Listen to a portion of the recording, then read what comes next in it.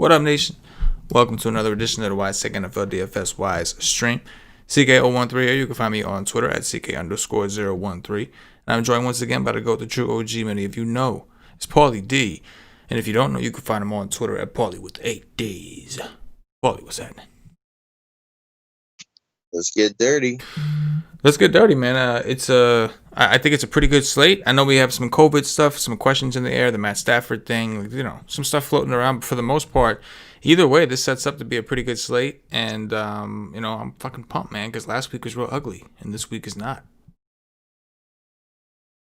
Yeah, total opposite ends of the spectrum. Last week, you could count on two hands the amount of, solid, expensive plays. This week, holy shit, it is loaded. There's, the obvious, chalk, cash kind of guys, and then the tournament pivots, they're, just as good. And then the fucking long shot, guys that people aren't going to play are almost as good as well. There's, 3 receivers over 6K that I'm, not interested in. Everyone else, I think, is, a phenomenal play.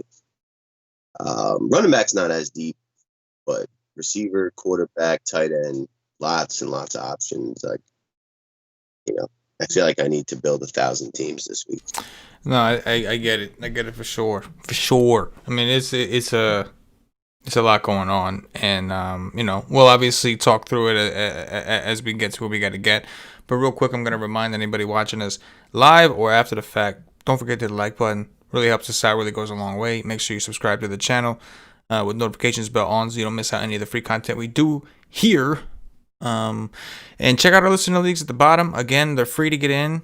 We're going to give the winner $25 on each site, FanDuel and DraftKings. On FanDuel, there's only 20 slots, so I don't know, it might be filled. On DraftKings, there's still a ton of room. So go ahead and join in for a chance to win $25. We're only playing out the first place. I don't know what you think this is. We ain't no rich motherfuckers here, but we got a little something to have a little fun. We'll dissect the winning lineup in on the first look show next week. With that said, I think it's time to get up in here. We're going to start off with quarterbacks, not just quarterbacks, but spend up quarterbacks. Paulie, who are you looking to spend up on? Yes, we got a handful of really attractive options on the high end. We saw what Mahomes did last week. He was kind of on an island. I think he outscored the next highest scoring quarterback by 8 points. And you really needed him to win any large field tournaments. I think this week it's a deeper field, and I'm not as interested in him, but I don't think there'll be a slate where I don't get some exposure to him because he's just so capable of winning the slate and going to do it more consistently than anyone else out there. Almost the same exact words for Russ. The guy's just a fucking stud. Not the most optimal of matchups, but, there's many ways to get there. And, maybe instead of throwing 5 touchdowns, he only throws 3, but he runs for 2.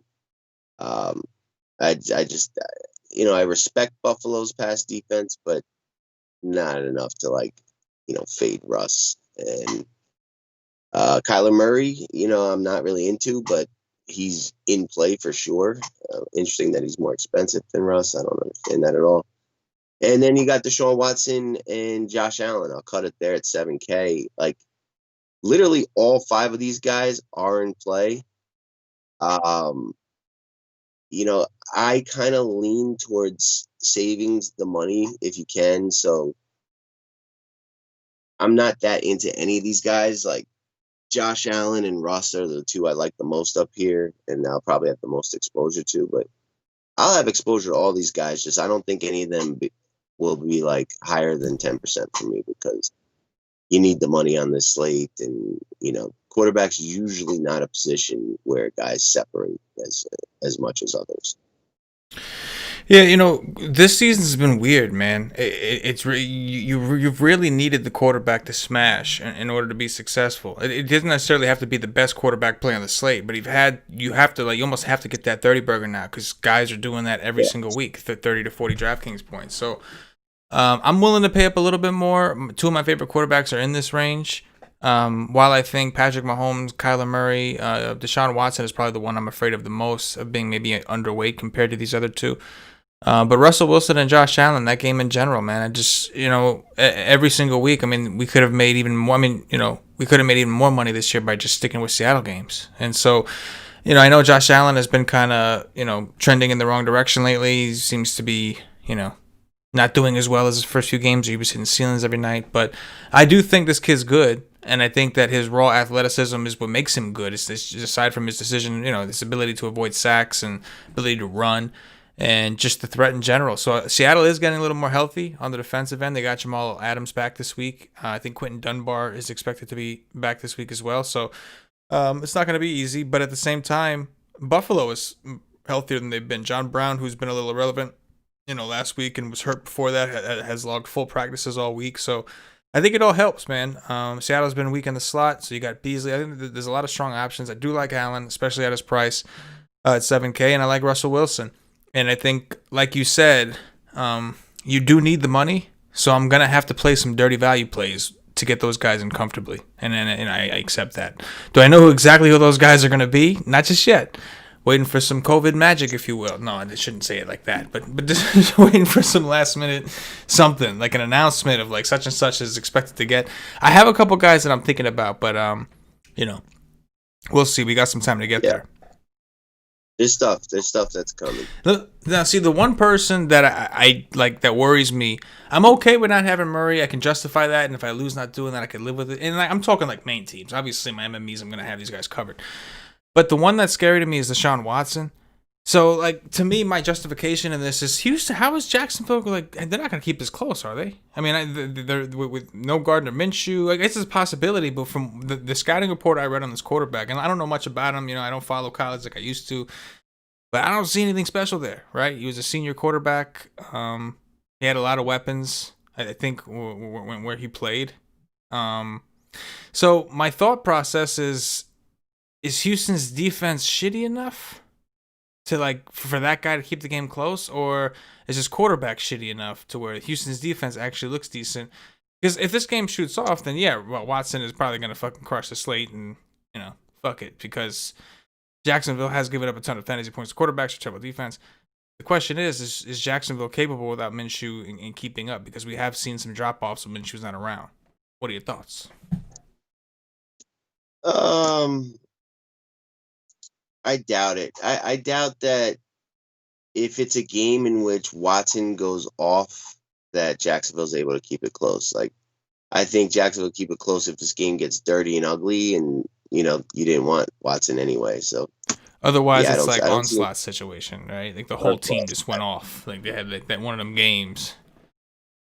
And in my opinion, Jacksonville's the worst run defense in football. Like, maybe the numbers haven't shown it. Maybe they weren't the first few games, but lately I think they're the worst running defense in the game, and I find it hard to believe that Texans won't run for a couple touchdowns and reduce the ceiling of Deshaun Watson. I get it. I'm with it. All right, like you said, more coming up. Let's hop into this mid-tier underneath 7K. We've got Lamar Jackson down here. I remember the last time, it was crazy territory, son, but got a few guys to talk about. What do you got here? I'm going to play a lot of Lamar Jackson. The price is just getting way too cheap. And, coming off a loss, I think they get right here against the Colts, who I believe are overrated, dealing with a bunch of injuries, COVID issues. Like, I really expect Lamar to do the dirty here against a good defense. And losing O-lineman, I think, will only increase the chance that he does some things on the ground, on turf. I do like Lamar. The price is just way too low. And, he's really only posted one game over 30 this year. He did it like 8 times last year. Like, those games are coming. This guy, he hasn't like dropped off. It's just, variance is hitting him kind of hard. Then you got Justin Herbert against the Raiders. That game could certainly shoot off, and he's been really impressive and likes to chuck the balls. Cool with a little bit of exposure there. I think Matt Ryan's like a shoo-in for the 300-yard bonus, and Denver's like a significant pass funnel team. Like Matty Ice. And I have a little bit of interest in Kirk Cousins, actually, 6,200. I wish he was cheaper, but I think like it makes sense with how popular um what's his name, the running back's going to be, Dalvin Cook, that getting some Cousins with Thielen or Jefferson kind of stacks gives you some leverage. And he's done it before against the same defense. He's lit them up in the past. Maybe Detroit gets out to a lead or who knows what, but it's an interesting leverage play against Dalvin Cook's high ownership. I expect him to be a top 3 highest owned play on the slate. Yeah, I think Lamar Jackson's not somebody like I don't know if he doesn't end up on a main team of mine. It's only because I didn't have enough teams, or B, I just the spots that I like this week I really want to take a shot on. So like I'm willing to forego an opportunity that I may regret later. And I say that because like you were saying, you have an opportunity to really buy low on a player coming off his bye with the second half of the season. If he's going to regress, if he's going to show progression, it's going to be like now. Like from here on out, finish out the season strong. So I agree with you. I think that, my justification in not playing him enough, I'm going to tell myself, well, it's just not that exciting of a game. You worry about Indiana, what they could do against the Baltimore defense, vice versa. But then you look at the total, and it's 48.5. It's not low. And that number's come up. So I definitely think that he's somebody I'll be higher on in my MME teams to justify me not having, or to balance out me not having them in my main teams, if I still decide not to. But I did want to just say I think that's a really good point, and his price has gotten to not just for him, but for Andrews also. I know it's not the greatest DVP, whatever, but still, I don't care. Like, he's a guy that's getting a lot of targets, running a lot of routes, and he's cheap. The Cousins call, that's the leverage play this week, right? Cook should be the most popular play on the slate, I would think. So he's leverage in a situation where Minnesota does well, and you would expect them to do well because Detroit's defense is just bad. But yeah, I don't disagree. I think that the status of Stafford is kind of important. I expect Stafford's going to play. I know his wife has said that he's had 2 COVID tests already, and they've been negative. 1 more tomorrow, or Saturday, and he's good to go. So I expect him to play, which means I think this game will be a little bit more competitive. Do you have any interest in Stafford himself if he does play? Probably not. I see Detroit just looking more to run the ball than throw it. And, without Galladay, he's just like, I don't know if they're going to be as dangerous in the pass game. You know what I mean? I agree. I just, I had the same thoughts. But without Galladay, I'm just not interested. I fell for that already earlier this year. Yep. The last guy I'll talk about, and this is like really the only guy in this range that I may make a main team of mine, and it's just out of my fear of not having him. It's Justin Herbert, 6,800. Ownership continues to be low. He's playing the Raiders, right? So I like the Raiders. I like the the Chargers running game, but I will say that if the running game doesn't do it for me, it's probably because because Herbert just went fucking nuts. So I know that what's his name, Keenan Allen's gonna be real popular this week. So come on Herbert. What about value town, son? Yeah, there's options this week. Derek Carr is $1,200 cheaper than Herbert, and I would think that it's more likely that he's trailing than Herbert. And, I think the Chargers are vulnerable through the air. I think Derek Carr has been fairly consistent at this price. If he can get you to like 25 or more, he, could end up one of the higher point per dollar plays on the slate. I'm not like that crazy interested in Carr, but, I just wanted to mention him. I do like, just the idea of paying down at quarterback. So he's one I'll have some exposure to. Nick Foles, I'm going to get some exposure to. Really like the pass game for the Bears against Tennessee. I think there's a chance they could be trailing. And all like the rumblings of bring back Trubisky. I wouldn't be shocked to see Foles kind of have a blow-up game in a smash spot. Tennessee's defense is terrible against the pass. And they got two guys in the top 6 or 7 in air yards, receivers. So, I don't think Montgomery is any good, and hopefully they fall behind, and Foles just has to throw a ton. He's done it before on other teams. He hasn't really done it with the Bears yet. But hopefully Game Script can kind of take it that way. Daniel Jones, I really like. 5,400. Taking on the Redskins, who are a decent defense, but I don't really care.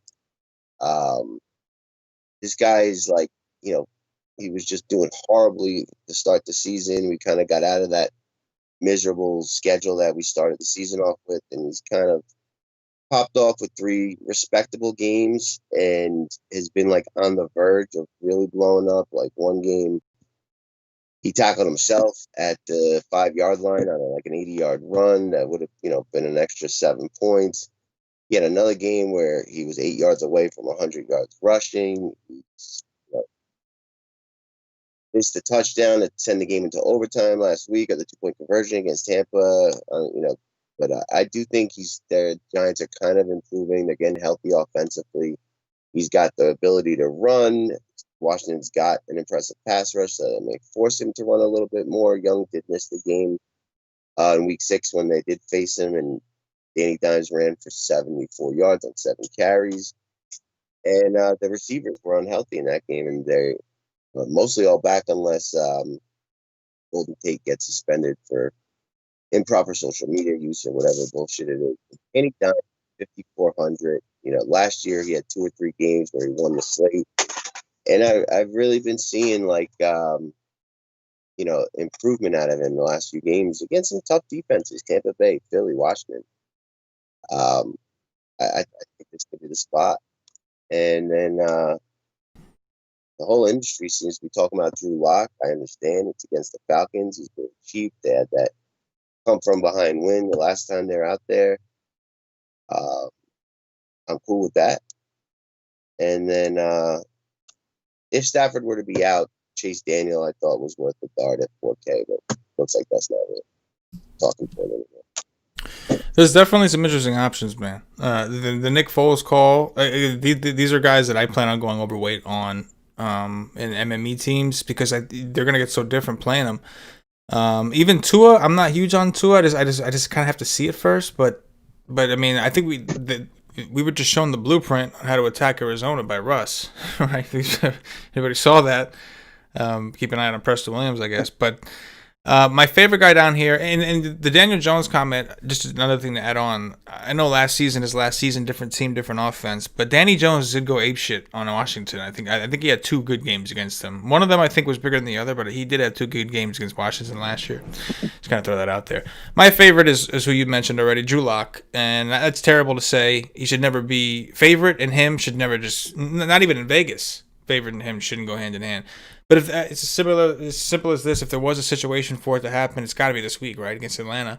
A team that, and on top of that, I think Tim Patrick is expected to be back, so he should have all his guys. But it's a great spot for Noah Fant. It's a great spot for Judy. It's a great spot for Patrick. So you would think if these guys are going to play well, that would mean that Locke would have to do something. So at a cheap price, I'm willing to take some chances on him. But I agree that there's a few of these guys you take a shot on. Obviously, low probability plays, but they're there, and they're a way for you to get different, a way for you to load up elsewhere.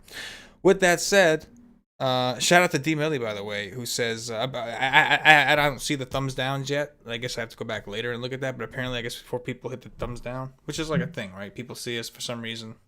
There's some people out there trolling us. So D Millie says, "Yo, who are the 4 versions disliking this free content?" Gotta love it. He said, "I will find you." That's what D Millie says.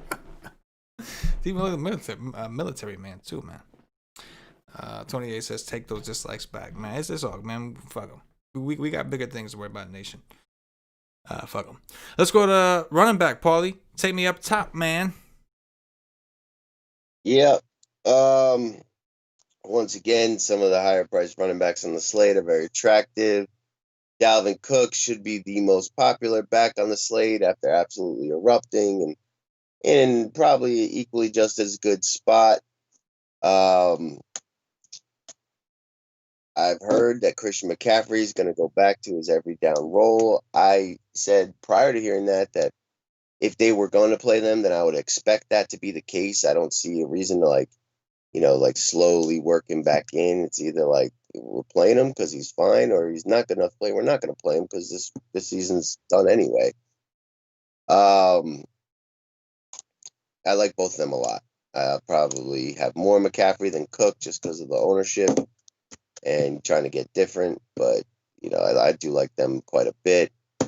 Derrick Henry, I'm starting to slip on. Initially, I was like, I'm gonna have a lot of McCaffrey, Cook, Henry, and just kind of sprinkles of the rest of the running back pool. But the more I look into it, I find it hard to see Henry really smashing here. Like, I think he would have to rush for 2 or more touchdowns, and that doesn't happen all that often. And even with that, he might not get enough yards to truly smash.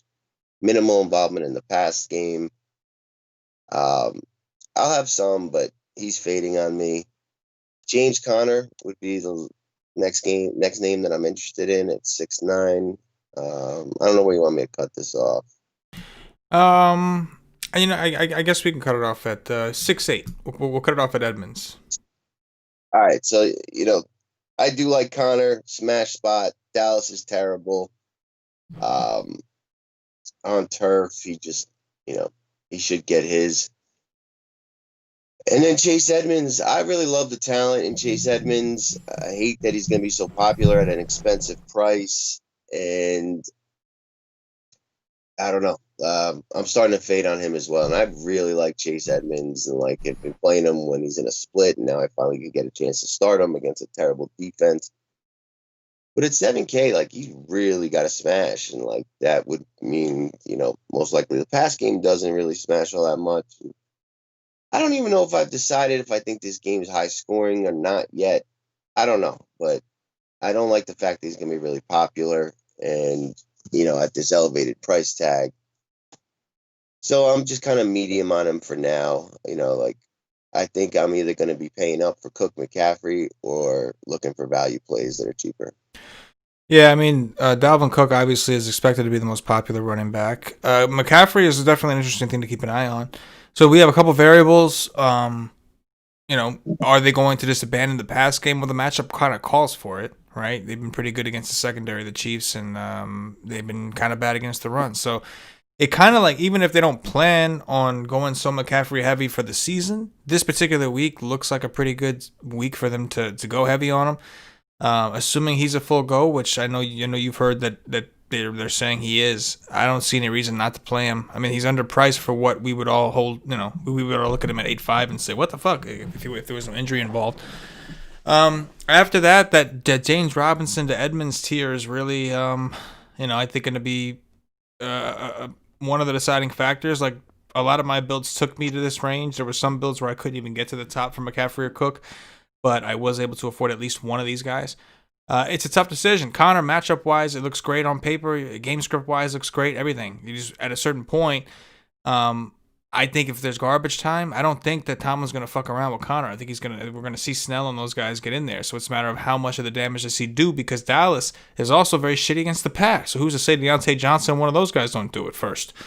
And then Edmonds would be the next. Robinson has the best matchup on the board. It's just it's just with his quarterback so shitty. It's Houston's if I don't see how Houston doesn't just stack the box and say no, make the quarterback beat us. I just don't see how they don't do that. But Edmonds would be my favorite at the moment, and I've kind of watered down a little bit from between Conner Edmonds. But at the end of the day, I think I'm leaning more towards this game not being so exciting. I still haven't seen a ton from Miami. I want to see it from Tua, and I know they've been vulnerable against the run, but they've been pretty good against the pass with their pass rush, their secondary. So I think Edmonds is the guy, right? He doesn't have a true backup because he was the backup, and so I would assume he's going to get his touches. And we know that they've been more comfortable throwing it to him all season than they have to Drake. So he'd be my justification as of right now, but there's still some time. Something we got to think about. Take me under. Yeah, we kind of drop off in the 6K range. It's a really good spot for Clyde Edwards-Helaire. I think he's a really interesting, like low-owned, guy that has popped off, and nothing really says that like he should get enough volume, but you never know. Like Andy Reid's really been a proponent of like the lead back kind of situation, and I'd say right now he's still the lead back in that backfield, and it's just a smash spot. So I like the idea of getting him at most likely under 5% ownership. Chiefs are going to score points. It just depends how they do it. And, he's probably in the top 3 or 4 options that Mahomes will throw or they'll hand it off to. I think David Johnson's in a phenomenal spot. He never seems to really get the volume, but, down here at 5'6", really just need him to rush for 1 touchdown and then do what he does. Any more would be gravy. But I think it's the best spot on the board right now, running backs against the Jags.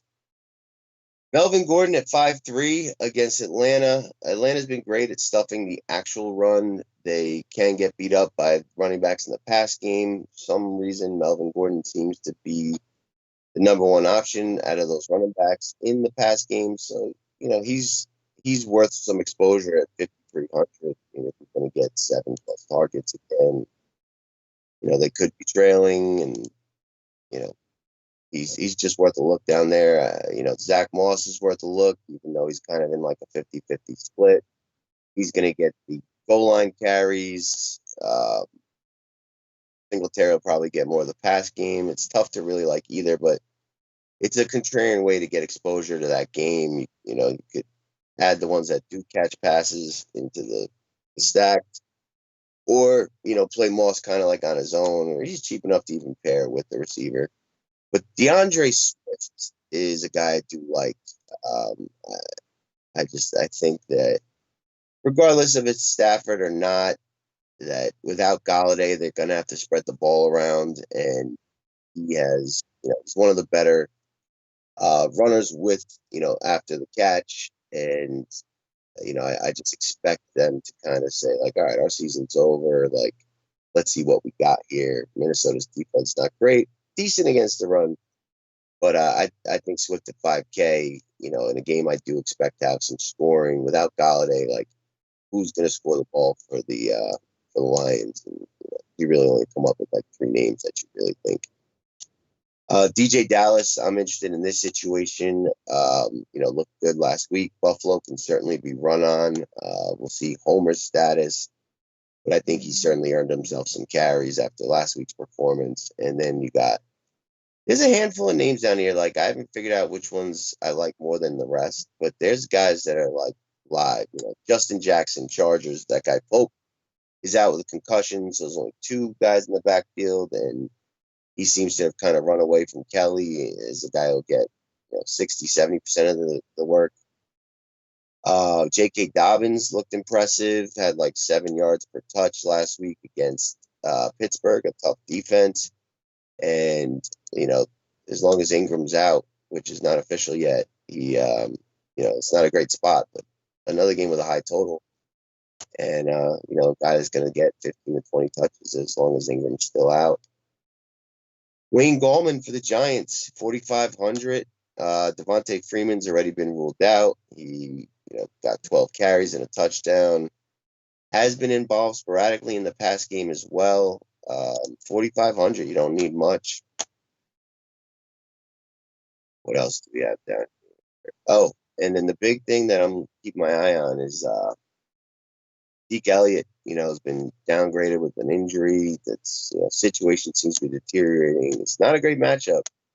But Tony Pollard's 4K. If Zeke got ruled out, I think he'd become very chalky even in a tough matchup. We just saw what Dobbins was able to do against the Steelers, and this kid's good. If Zeke wasn't there, he'd be like a first-round draft pick in fantasy leagues since he's long and whatnot. 4K, if he's going to get all the work, I'd be interested even against tough Pittsburgh.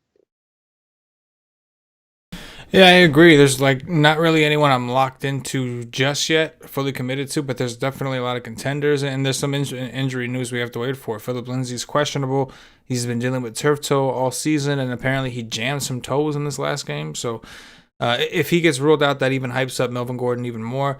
Regardless, even if he plays, Melvin Gordon has been the preferred pass catching back more than anything else in a situation where Atlanta's been really good against the run, but not very good against pass catching backs. The CEH and Le'Veon Bell saga continues, right? I would think CEH, until we see otherwise, is the primary guy, and they both have a phenomenal matchup against Carolina in a game where they should be playing from ahead. You mentioned David Johnson, especially if you think the game gets out of hand. If you don't like Watson, then you would think you must like Johnson, right? Because if Watson doesn't do it, I mean, they're scoring points. If Watson doesn't do it, then you would think it would be because DJ did it. Otherwise, Watson's going to be attached to everything. The DJ Dallas situation is interesting. So I whiffed on that last week in that I was trying to attack it heavy, but I played Homer. Homer didn't practice all week, but they made him available. And on the depth chart, he is ahead of Dallas. So I thought he would be the primary back. Unfortunately, I should have just realized that, hey, if he's not practicing, he's evidently not good enough to play. And he was an emergency back. And Dallas went out there, balled out, and really would have helped me big last week, man. Would have helped me big last week. This week we're faced with the same dilemma, and to be honest, I think I'm going to make the same mistake. I think I lean more towards Homer at 4K because I still believe that he is ahead of DJ Dallas in the depth chart. I do think that Dallas is certainly going to get some work, but Homer already was one of the pass catching guys. It's not like Hyde's a big pass catching dude. Like Homer was kind of that guy, pass blocking. Like that was one of the reasons that they criticized DJ Dallas as missing a couple pass blocking assignments in that game where Carson initially got hurt and Hyde then got hurt. But if Homer's healthy, I do think that he's going to get at least 50% of the snaps, if not more. Because, again, on the depth chart, he was ahead of Dallas. Like, he's supposed to be, that guy. He just clearly, I don't think the reason that he didn't play last week much was because of anything but injury. I don't think it's because of anything else. So I will take some shots, at least in teams where I have Russell Wilson as like a second cheap stack partner, because taking Metcalf and Lockett is just too much with Russ this week if you are doing it. And then, of course, there's the Miami situation. What are we going to do with the Miami situation? You got Breida is out. We got Jordan Howard, Patrick Laird, and then two guys I've never heard of. So, Howard, say what you will, they brought him down here as a free agent. He just got beat out, man. Like he went from getting some work to just not being played because he's been bad. But I would expect him to be the primary back in this game. What do you think? Oh, man, I don't know. I was hoping for it to be Breida, but he's doubtful. I just wouldn't have any interest in Jordan Howard. He's like 7 carries for 3 yards and 1 touchdown is probably his ceiling. We saw last year Laird have a couple, decent games. He was involved in the pass game, got some carries when everyone got injured. But he was on the practice squad up until a few days ago. It's I do think he would have a homerish kind of role where you could probably count on 5 or 6 targets. But I'm probably just abandoning anything in the Miami backfield at this point. I feel you. Last guy I'll mention, you already touched on it. You actually gave me the news, which was phenomenal. I was already leaning towards the Chargers running back, Justin Jackson. I was already leaning towards Justin Jackson.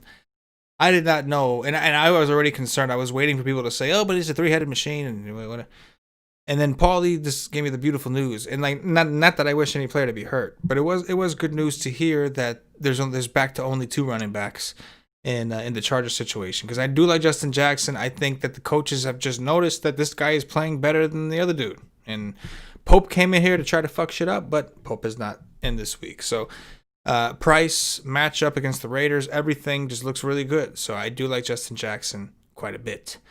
With that said, Paulie, let's go to wide receiver. Take me back up top. Yeah. It is just loaded up here. DeAndre Hopkins, I'm not that into, but at home against the Dolphins, he could certainly smash. Just feels a little pricey where you could, get equal or better performance from guys, significantly cheaper. DK Metcalf, very tough matchup. I don't think, that's really worth a ton of exposure except to get contrarian or an MME.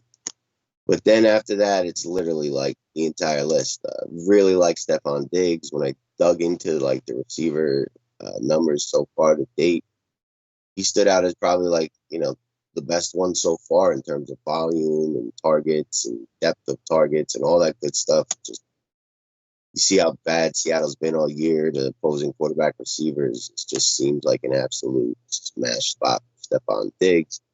Julio Jones with Calvin Ridley likely out against the pass funnel defense of Denver. What's not to like there? Keenan Allen getting 1 million targets against the Chargers. Allen Robinson, the Bears pass game really stood out for me in the research and how poor Tennessee's defense is. If you don't like Metcalf, then you got to be in love with Lockett at 6,800. He seems to be in an absolute smash spot. Slots have killed Buffalo, and this will be the best one they've seen to date. Will Fuller's in an absolute nut spot against the Jaguars. Adam Thielen is in a phenomenal spot against Detroit. I'll cut it there for now, right?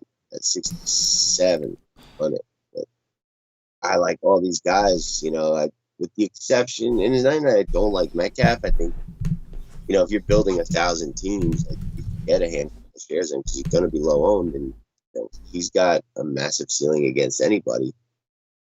And Hopkins, like ever since Kirk came back, I just feel like he's not getting as high a volume, although against Seattle in that, back and forth game, he did end up with 12 targets. But I feel like the ceiling is lowered and the price is higher than we've dealt with most of the season. And I don't think they fall behind. I don't think they need it. So less interested in the two guys up top, but, Diggs, Julio, Allen Robinson, Lockett, Fuller, they're all phenomenal plays.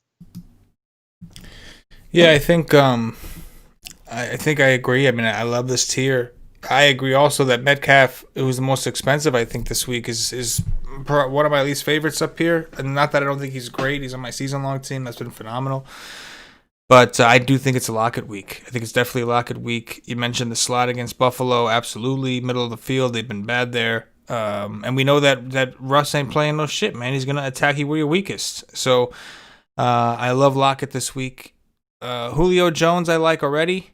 Whether Ridley plays or not, he's my favorite bring back in that Denver game. Because I think if Ridley does play, I think he's still a little banged up. And I think it'll be a little bit more of a decoy situation. Keenan Allen. Phenomenal spot for Keenan Allen. The targets, man, you just know he's getting double-digit targets unless he gets hurt. You just know what's happening. So can't really argue against it. But my favorites, though, are really Tyler Lockett and Stephon Diggs. Those would be the two I have the most of. I know that the Bills guys are healthy. I think that's better for a guy like Diggs, just for the simple fact that, assuming this game does shoot out, that it takes some pressure off him. The defenses now have to game plan for other guys, mainly John Brown, who's a deep ball threat.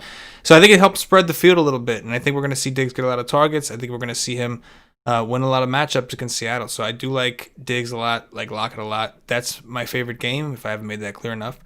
And, I'll kick it back to you for some mid-tier action. Yeah, the mid-tier, it's equally as interesting because of the savings and, what some of these guys are capable of. Terry McLaurin is, not far off from Stephon Diggs in terms of volume, depth of target, just a freak on a team that, could be losing. And if they're winning, it's probably because he did well. Yeah, the Giants have, a pretty decent corner, but I don't care.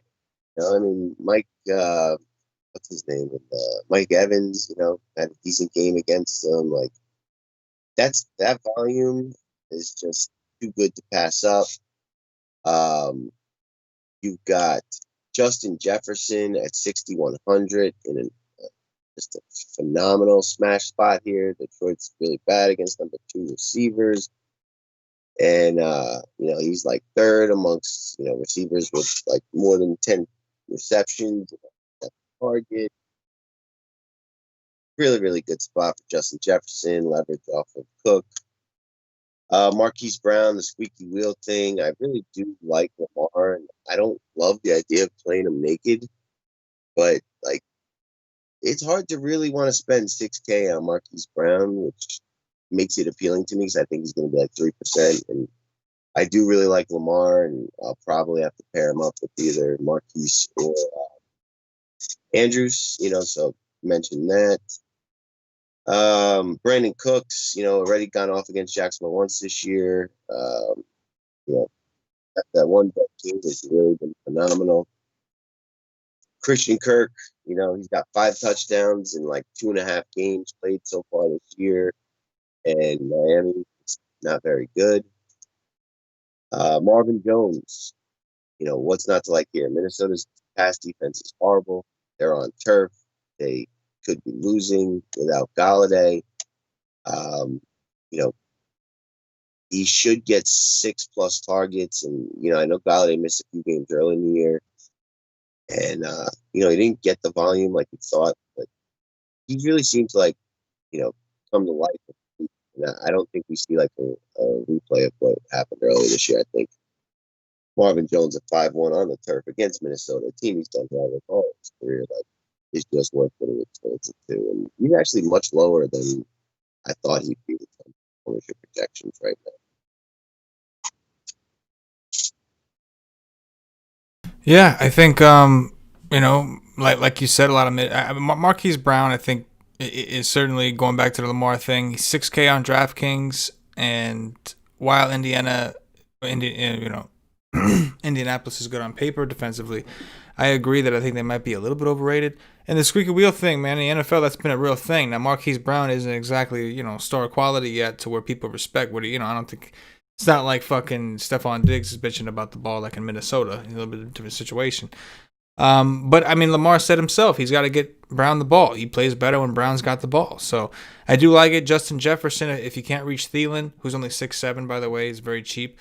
Jefferson is the other leverage receiver to go on from Cook, hoping that he has the big game instead. Chase Claypool, I really only want if Deontay Johnson is out, which I don't think he is. So I'm not really big on him. I know last week he got more play. I heard some people talk about how Johnson got hurt, whatever. I couldn't confirm that, but what I will say is last week, due to game plan, because they were playing the Baltimore Ravens, they did a lot of 5 receiver sets, which is not something they usually do. So they had more receivers on the field. I think that in this situation, in this particular matchup, I think that they will go right back to Deontay Johnson like they have every other time Deontay Johnson's been healthy and played a full game. So it's the injury battle, but at 5K, I think he's some interesting leverage off of James Conner, who will also be popular against Dallas. And like I said, if the passing game does it first, Conner may never get a chance to get his. And so you mentioned Brandon Cooks, another one against Jacksonville, phenomenal matchup. Cole Beasley, one of my favorite stack pairings to attack Seattle in the slot. They've also been bad against the slot. So I agree, there's a lot of guys in this tier. Deontay Johnson's probably one of the ones that I'll have as a one-off. Most of the other guys that I mentioned in this whole receiver pool so far are really going to depend on who my quarterback is in that lineup. What about Value Town? Yeah. Real quick, Deontay Johnson did have an injury in that game. I know because I played him. It was early. It was middle of the first quarter. He left probably till about halftime, and then he came back in. They didn't use him a ton after that, but I know he had 1 or 2 receptions in the second half. Okay. But it was like a hamstring or a quad that he left for. God, it looks like a. Yep, no, I got you. Definitely something to keep an eye on. If he's out or limited or hurt for any reason, then I will load up on Claypool. That's just standard. So I'll definitely keep an eye out on that. As of right now, he doesn't even have a tag, so I'm assuming he's good to go, but we'll have to do some research to confirm. Appreciate the clarification. Value Town, me sign.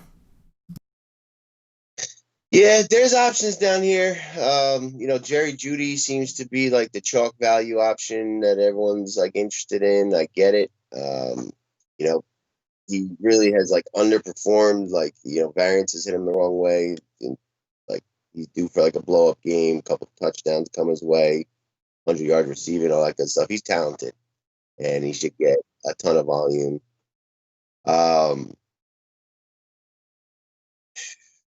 Darius Slayton, Sterling Shepard for the Giants, especially if Golden Tate gets ruled out. I know, the Redskins haven't been great to pass on, but I don't think that's going to matter. And, Slayton can break slates. We've seen it before. Preston Williams, you touched on him a little bit when we were talking about Tua. He's 4,100, and I think that that they're going to fall behind and have to pass, not like last week when they jumped out to a big lead against the Rams to everyone's surprise. If Tim Patrick's healthy, I like him as well. He's really been the deep ball guy and been impressive this year for Denver. Don't love that he's dealing with an injury, and I believe that's also a hamstring. Darnell Mooney kept popping up in some of my receiver research at 3,900. Finally got his first touchdown. Seems to be locked into like 5 to 10 targets, and I think Tennessee's terrible against the pass, and could be trailing. I think he's gonna have a blow up game at 3,900. Steven Sims Jr. I think is returning for the Redskins. He's min price. If you do buy into the Bradbury, shutdown McLaren thing, then as long as Steve Sims is activated, min price, I do think that that's also a very contrarian 1% kind of play, but I'm interested. Russell Gage, I like a ton if Calvin Ridley's out.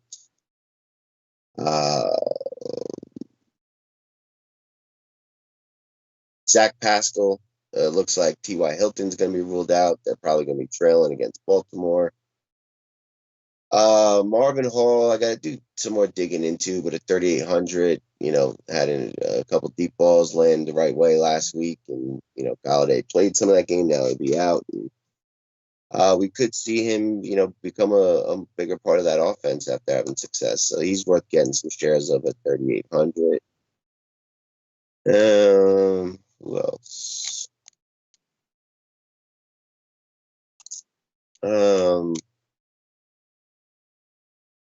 Curtis Samuel too. The Chiefs, have been really good against the pass all year. If Robbie Anderson and DJ Moore are neutralized a little bit, and Samuel, the short route guy, a guy that they'll give some handoffs to, very fast, as we saw last, I think, Thursday night. And he's right around 4K. I think that is interesting as well.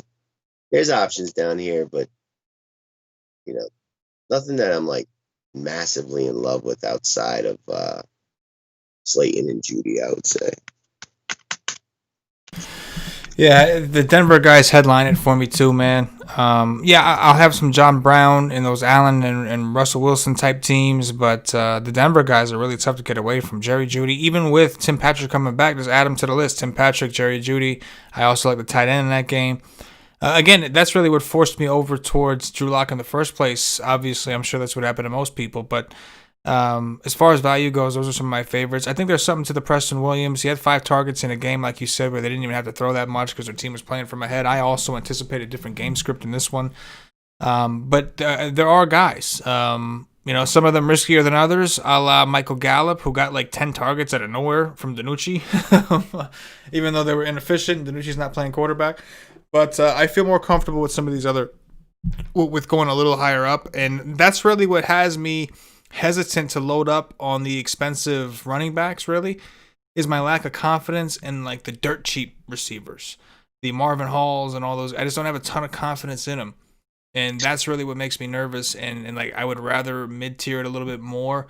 It's funny because I seem more interested in taking a shot on a 4K running back like Travis Homer than I am on the receiving bit. And that might be a terrible way to approach it. But as of right now, that's kind of the weird place that I'm in. Don't get me wrong. I do like Tim Patrick, and I really, really like Jerry Jeudy a lot, and John Brown, all these guys you can make a case for. But there's really no one under that range that I really feel like I can sink my teeth into. I think the closest one right now is Darnell Mooney. Matchup. The game could be a little more high scoring, and like you said, he's been trending in the right direction. Finally got a touchdown. He's been trending in the right direction already. With that said, we're going over to tight end Paulie. We'll split this up into 2 tiers, just pretty much a high-low. Talk to me about the high guys. It's only a few. Only really one, I guess. Yeah. Yeah. I don't think I find myself at Travis Kelce at all. You just, even though he has performed, similar, he's probably like a top 10 receiver. I'm just not picking him over Diggs, Jones, Keenan Allen, Allen Robinson, Tyler Lockett, Will Fuller, Thielen, like all those guys. So I'll be spending down. Darren Waller's probably the most expensive I go to. Even that, I don't think I get a ton of. TJ Hawkinson, I don't mind, but even that, just feels a little pricey. Mark Andrews, I'll use in some, stacks with Lamar, but, you kind of know you're going to need that 2-touchdown game for him to be the guy. Noah Fant, I absolutely love. This guy's a freakish athlete. And Atlanta's terrible against tight ends. This game should go to the moon. And, what's not to like? I'll cut it there, though. So Fant, by far my favorite of the guys above 45. I'll have sprinkles of Hawkinson and Waller and Andrews mostly in stacks. Couldn't agree more, man. Fant is my favorite tight end of the week by far. Everything lines up, man. His targets have been there. They've been making it a point. Now, Tim Patrick coming back, you could argue maybe there's some, but regardless of anything, even when Patrick was there, they were still giving him at least 5 targets. And that's really all you need against a team like that, Atlanta, who's been just getting sauced by every tight end on the planet. I think the only tight ends who hasn't done well against them is Ian Thomas, and that because he's not really a tight end apparently. They just they don't use him that way. But Tanyan exploded on this dude. Hawkinson got us there 2 weeks ago at the buzzer, literally. But they just give up touchdowns to tight ends. Even Rudolph and Irv Smith combined for over 100 yards receiving against this team. So yeah, I'm with you, man. I think he's a big part of the offense as it is, and he happens to have one of the softest matchups on the board, including his receivers. So I love Noah Fant. And the rest, like you said, kind of the quarterback deal. If I'm going to Herbert, I can use Waller as a potential bring back. Gesicki's kind of interesting. I don't mind Evan Ingram because he's cheap. I'm sorry. I went under the tier that I think you went to. So I'll let you tap into, going below, and then I'll hit it up from there. All right. None of these guys really separate for me, but I love their price point for what I think their performance can be. They all kind of feel like the same guy, Hayden Hurst, Hunter Henry. They're both like right around 4K. Trey Burton, 3,500. It's like no T.Y. Hilton. Baltimore's got some legit pass rush and cornerbacks. Like if Indy does have any success, I expect it to be through the tight end. They've, been willing to give this guy carries when they get on the goal line. He's worth a look. Evan Ingram, I really like. They're targeting the shit out of him. There's a chance that Golden Tate, doesn't play. They're giving him handoffs. I think the ball game is for him.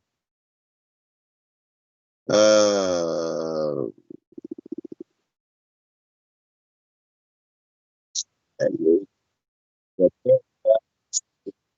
200 as long as Akins is out, cheap way to kind of get some exposure to Watson.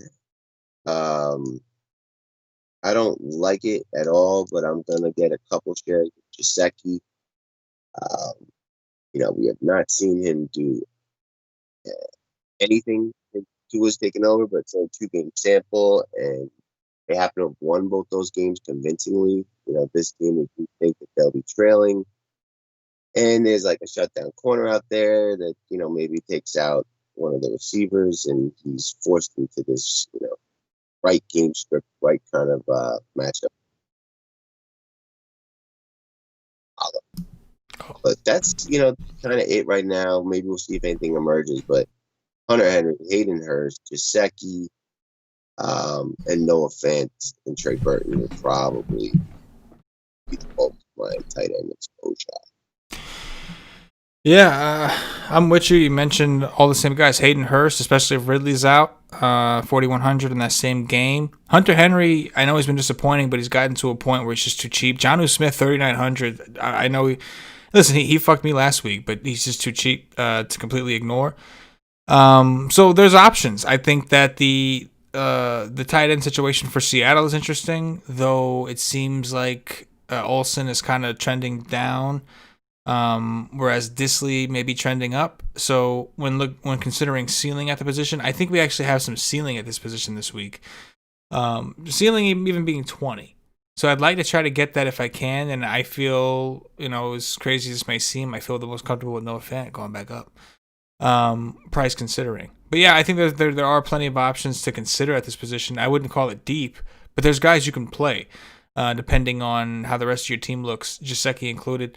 And like you said, Evan Ingram, man, like props to Garrett. They're trying to make it work with him, right? Like it's not looking like Ingram really fits his system naturally, and he's not playing all that great this year, but they're trying to work with him. Garrett's getting creative, giving him handoffs, giving him fucking special teams plays. Like they're trying to find ways to get him the ball. So I'm going to continue to ride that wave as well. That's it for tight ends. We'll go over to we'll talk some defenses, and then I guess we'll try to cover maybe our favorite bet of the week, and then I think Joey normally he likes it when we pick a game, so we'll do that. A favorite game stack type situation. So with that said, defenses, Paulie. Yeah, there's a bunch I think are in good spots. We'll see like what ends up happening with some of these, quarterback situations, but obviously the Steelers are in a phenomenal spot, but it's 5K, like I'll force like 10% of that into my MMEs because, they could easily post like a 20-point game and you need them to take anything down. But 49 is just excessive. I like the Ravens. I like the Texans against Jacksonville, especially with Luton at QB. I like the Cardinals against Miami and a rookie QB on the road. I like the Giants against the Redskins. I was really impressed with how the Giants played against Tampa Bay. They're making plays out there. And, this Redskins offense is just not really there yet. I think the Falcons are kind of interesting. Is a little slightly leveraged, very cheap, have been playing better of late. Denver on the road, yada yada. But the Vikings, even if Stafford plays, like I like what I've been seeing out of their defense. Getting more sacks of late, and Detroit losing Galladay is just going to become kind of sloppy and ugly out there. But that's but there's cheap plays, there's expensive plays. I'm probably just going to make like a top 10 and just get 10% of all of them throughout my teams. Yeah, I agree. Even on the Viking take, like not my favorite defense by any stretch, but my favorite punt defense. Like if I have to save money, like that's really where it stops for me. I like the Giants defense as well. And other than that, it's like, yeah, you could pay up to the obvious Steelers, but it's going to be tough to afford. So I think you're, going to take some chances on other defenses. I think the Cardinals are one of those defenses. They're coming off of a bye, right? Had an opportunity to get guys healthy, and they got a rookie quarterback that we haven't seen it. They may force this rookie quarterback to throw more if they can get ahead. We may see a different situation. So I do like them as well. All right. At this point, we'll do game stacks. Then we'll do our favorite bet of the week. Paulie, what's your favorite game stack of the week? Ooh.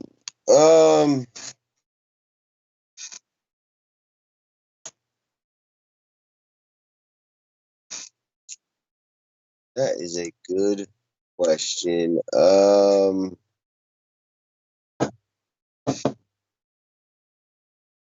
It is probably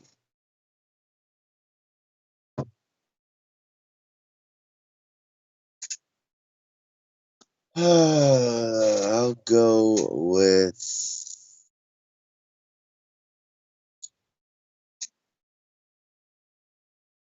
I don't really see any option besides Josh Allen, Stephon Diggy, Tyler Lockett. That's it. They really just do above, then that's like that, or I punt so that I can load up my teams with a ton of stud guys. See, I tried that. Like, I love. Obviously, my answer is the same. It's the Seattle game, hands down. For me, I even have a stack with like cheaper quarterbacks, and the one-offs I selected still managed to be like Lockett or Diggs or like. So I just kept going back to this game. I'm with you 100%, bro. I know it's gonna be popular. We're gonna have to be creative within it. That's why I've considered guys like Travis Homer and some of these ways to get different while still playing these popular players. Maybe the answer is to get different at running back. Like you were saying, pivot to C-Mac if you can. Things like that. But it's really tough to get away from this game. It really is. I mean, all signs just point to this, doing dirties. And even the weather's nice in Buffalo. The weather's supposed to be nice. I mean, in Buffalo. Do you have a favorite bet this week? Let me take a quick look. There was something I had seen that really stood out to me.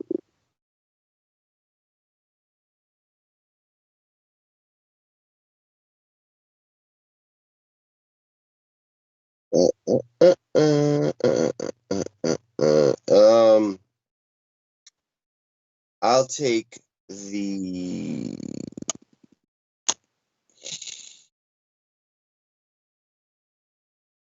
Jets. Ooh, wow. I did not expect that. Give me a whole new reason to watch Monday Night Football, bruh. You know what I mean? Okay. The Jets. What do you, is it because the Patriots just seem to be falling apart, or? They're done. I mean, their coach said, we didn't have any money. This is a punt season. Yeah. They look terrible, and they're giving up. And the Jets may be like, you know what? We suck. We haven't tried all season. We hate Adam Gase, but let's fucking beat Bill Belichick when we get the chance on Monday night. I mean, 7.5. Like, listen, the Jets are terrible. Who would the Patriots be favored over 7.5 by anyone? Like, who? They're awful. Like, what the fuck? I agree. That's a ridiculous line. I'll go with the Cardinals. Again, I've been kind of like hinting towards me thinking that Arizona kind of dominates that game and that Tua maybe doesn't look so great. If you like Tua, and like I don't dislike Tua, we just haven't seen Tua, and what we've seen so far has been like okay, we just haven't seen a ton. The Cardinals defense coming off a bye, they were decent to start the season. They play a lot of zone, all that kind of stuff. So I'm gonna go with the Cardinals to beat the Dolphins, who I know struggle against the runs. I'll go Arizona -4.5. It's crazy to me that perception is so high on Miami right now, and it's really like their defense that's been the most impressive part of their team. It's really been their defense. So it's like it's pretty funny to me that people are just assuming that we're gonna see all this stuff from the offense of Miami. But perception is high on Miami. What's that? Perception is truly high on Miami. Well, put it this way: I'm seeing Vegas bets at 50-50 at the 4.5 spread. Which, like, maybe people just don't believe in the Cardinals, but I mean, people like Kyler Murray, and D-Hop and these guys. Like, I was surprised. I would have thought more people would be looking to bet on the 4.5, at home. But I think people are just looking at Miami like, hey, man, they beat the shit out of it. Which, like, that was a great win, by the way. I'm not taking anything away from them. Great win against the Rams, I mean, their last 3 wins, like, great win against the Rams, in a tough spot. Mm-hmm. Shut out the Jets, do what you're supposed to do against bad teams, and then go on the road and blow out San Fran like as huge underdog. Yep. And they played tough against Seattle, tough against Buffalo. They only have like one bad loss, and it was week 1 against the Patriots when like Cam Newton got hot. But they're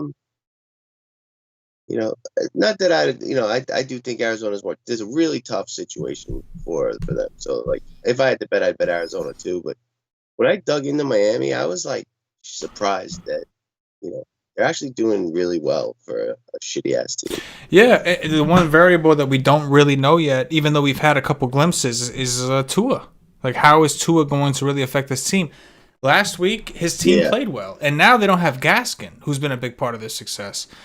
But Tua last week, he didn't look particularly great. His team dominated. His defense dominated. It just wasn't asked to do a whole ton. So we're still in this position where we're kind of waiting to see what happens. We know what Kyler Murray can do, even against good defenses. He's just so diverse, so mobile, so agile, everything. We got to see what Tua can do, which I think eventually Tua will be good. All right. I think at this point, that's going to wrap it up. I see a couple questions. I'll address those questions, and then we'll get up out of here. First question I see is from Travis Duarte. CK and Paulie, could the Denver-Atlanta game be the stack of the week?